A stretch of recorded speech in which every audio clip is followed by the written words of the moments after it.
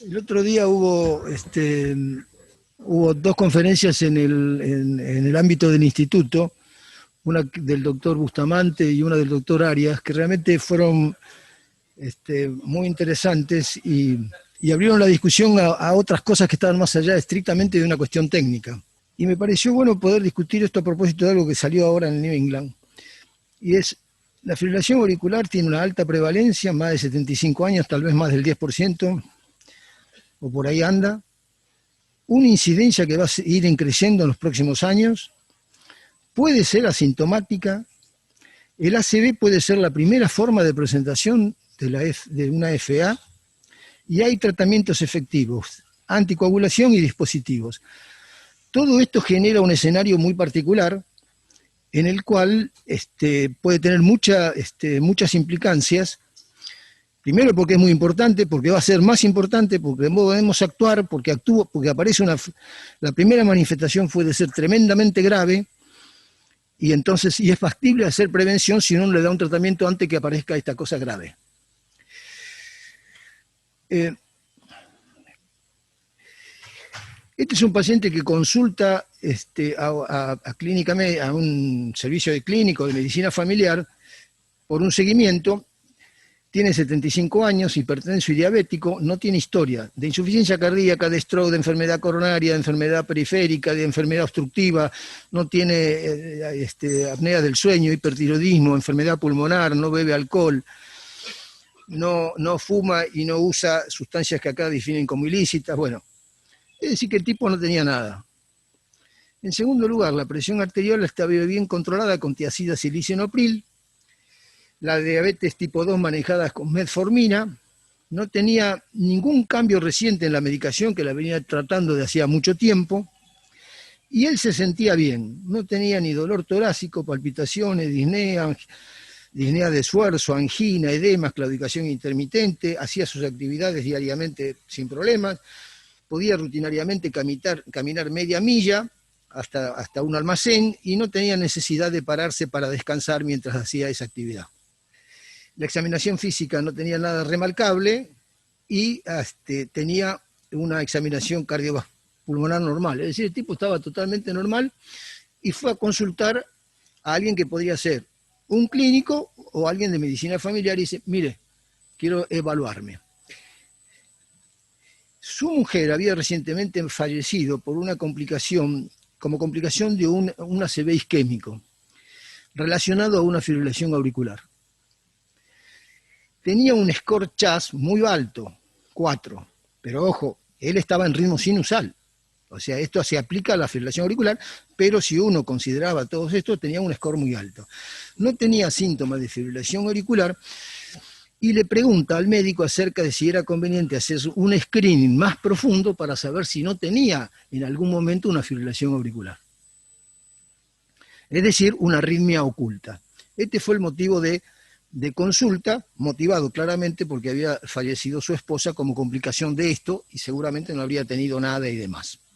Pues bien, esto es uno de los casos este caso apareció en el New England la semana pasada, donde se presenta esta viñeta de este caso clínico con la intención de discutir dos opciones de tratamiento. Hacer el screening de la FA, que yo lo puse en color verdecito, o por el contrario, diferir ese screening para otra circunstancia o en otro momento cuando le aparezca algo. Es decir, dos posiciones contrapuestas con respecto a qué hacer con este paciente, donde después se le invita a la gente que pueda opinar y demás.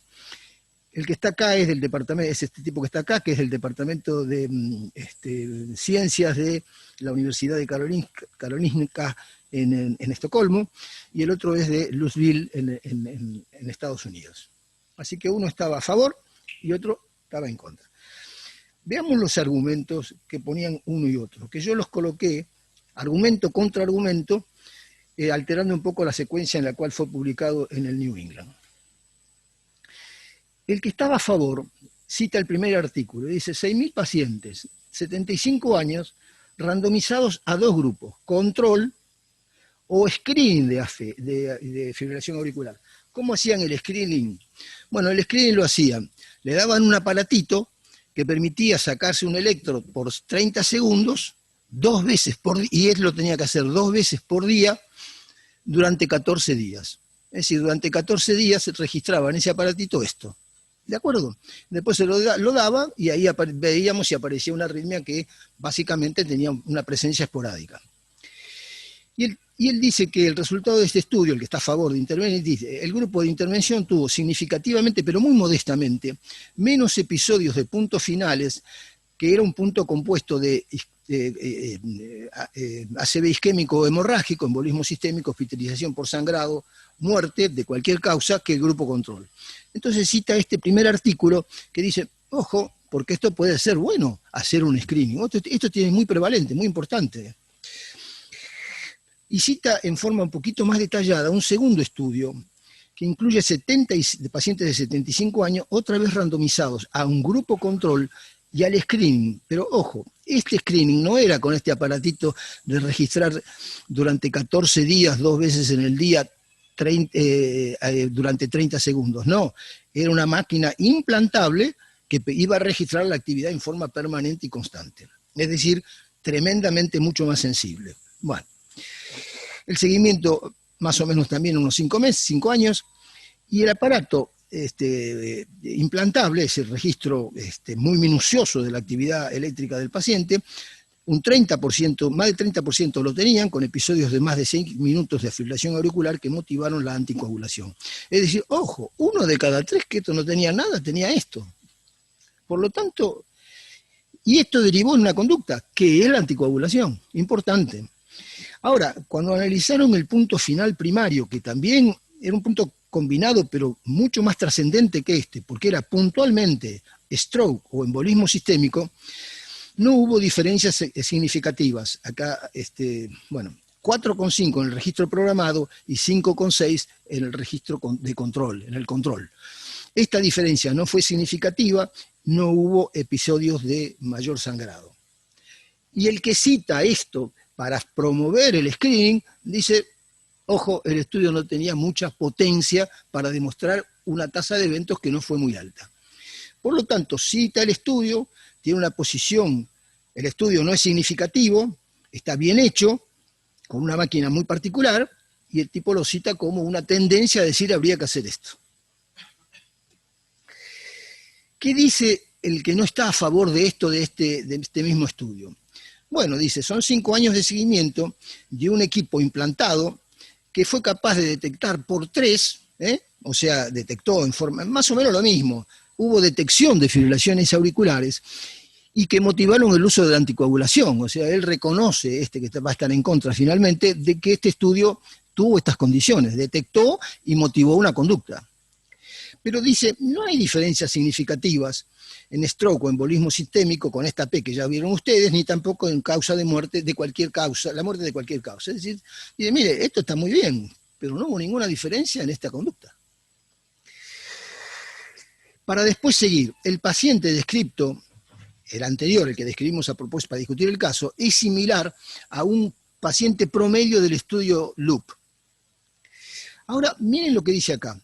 El equipo que se le implantó, capaz de registrar en forma continua, es uno de los equipos más potentes desde el punto de vista sensitivo, en cuanto a la sensibilidad, si usáramos un equipo que no tuviera esta potencia de detectar, es improbable que un equipo que es menos importante, como registrar lo que habíamos dicho, 2 veces por día, 30 segundos durante 14 días, pueda obtener algún beneficio. O sea, este estudio se hizo con un aparato y nosotros no podemos trasladar este efecto, que no fue significativo, a un aparato que tiene menos sensibilidad en cuanto a la detección de arritmias. Dice este. Muy bien. Por lo tanto, su posición con respecto a un estudio que terminó siendo interesante en cuanto a la detección, pero sin significado clínico, y que además es un aparato muy sofisticado, no puede inferirnos a usar un aparato menos potente, que es el que habíamos señalado, que era la propuesta para hacer para el paciente descrito en la viñeta. Muy bien. A continuación, los dos, el que está a favor y en contra, cita las guías. Y dice así: la prevalencia de enfermedad sintomática, la potencial reducción de la AFA relacionada que está vinculada con acontecimientos desagradables, como es una ACV. Y la fácil detección han influenciado a las sociedades europea, canadiense y australiana a recomendar el screening de la AFA, de la fibrilación auricular en el paciente asintomático de más de 65 años. Es decir, dice, miren, ojo, esto es muy prevalente, esto podemos actuar sobre esto, podemos detectarlo en forma fácil, podemos actuar sobre esto porque tenemos una intervención, por lo tanto, estos recomiendan este tipo de cosas. Muy bien, entonces el que está a favor de eso, toma esto y lo pone ahí. Y acá están todas las guías que respaldan esta situación. ¿Qué dice el otro? Nada. No hace ninguna consideración en relación a lo que le había dicho el tipo del anterior. El que está en contra de esto no considera nada, no toma en cuenta el tema de las guías. Esto ya después habría que ver qué hay detrás de las guías para que uno lo tome tan en cuenta y otro no. Muy bien, finalmente llega el momento del fundamento y dice el que está a favor. ¿Qué hubiéramos, si la fibrilación auricular hubiera sido incidentalmente detectada en este paciente durante una examinación de rutina? La terapia con la anticoagulación para prevenir un stroke y eventualmente la muerte hubiera sido indicada. Viene un paciente en cualquier lugar, en la guardia, en demanda espontánea, en un servicio de clínica médica, y le dicen, mire, usted tiene una fibrilación auricular, ¿siente algo? No, no siento nada. Pero antes no la tenía. ¿Y qué hubiéramos hecho con ese paciente? Ojo, es una cosa muy potente esto, porque el tipo está tratando de encontrar coherencias en las cosas. Si esto lo hubiéramos hecho, ¿qué haríamos si lo encontramos con un aparato? Y dice, a continuación de esto, nuestro paciente debería ser referido para un screening con un registro intermitente electrocardiográfico, 20 segundos, y si por más de 20 segundos se hubiera detectado una FA, habría que iniciar el tratamiento con anticoagulante. Él dice, el paciente que se presentó, yo lo mando para que se haga un screening con este aparatito, y si tiene esto, le doy el tratamiento. Dice. ¿Qué dice el otro? El otro dice, la premisa más básica de la detección precoz de una FA es bueno, es que no es este el caso, porque acá de lo que estamos hablando son fibrilaciones auriculares de corta duración. Dice, la evidencia de una anticoagulación oral está muy fuertemente indicada en pacientes que tienen una suficiente fibrilación auricular. Es decir, yo le tengo que dar anticoagulación cuando tengo, entre comillas, suficiente fibrilación auricular. Aunque es posible que la anticoagulación oral provea similar beneficio en la fibrilación subclínica, el umbral de carga de FA, la cantidad de FA, no estamos hablando de una FA que se mantiene, que aparece, desaparece un poquito, ¿qué cantidad de FA por número de episodios o por duración del efecto me permiten reconocer a la anticoagulación como un tratamiento efectivo? Y dice, esto es desconocido, dice. Esto no se conoce. Segundo, sin un beneficio claro en una estrategia de screening, los daños potenciales son aún más, son relevantes. ¿Y cuáles son esos probables daños?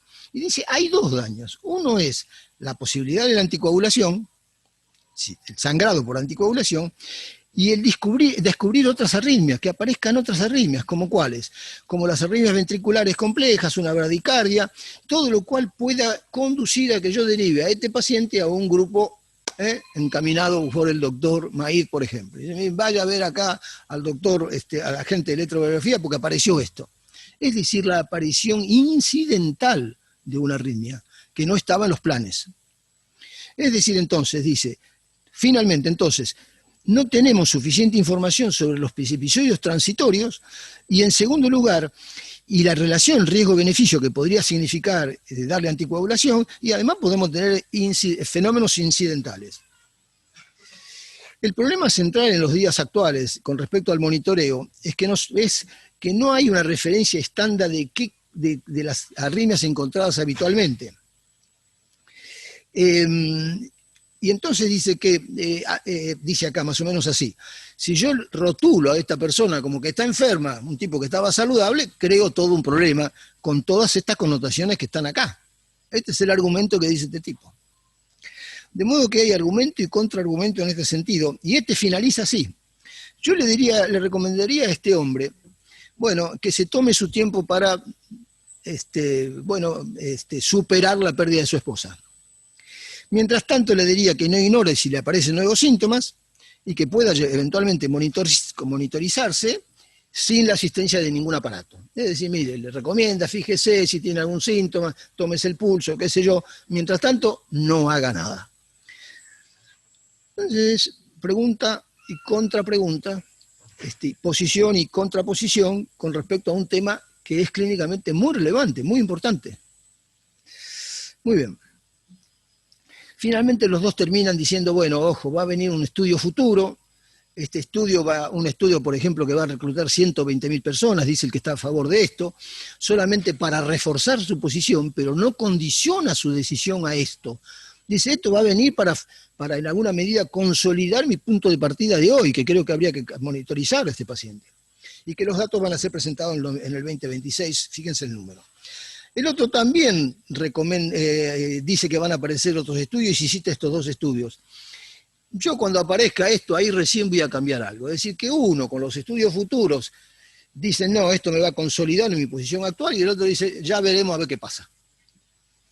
Es extraordinario cómo se manipulan todo este tipo de informaciones para soportar una posición o la otra, y fíjense que hay posición y contraposición.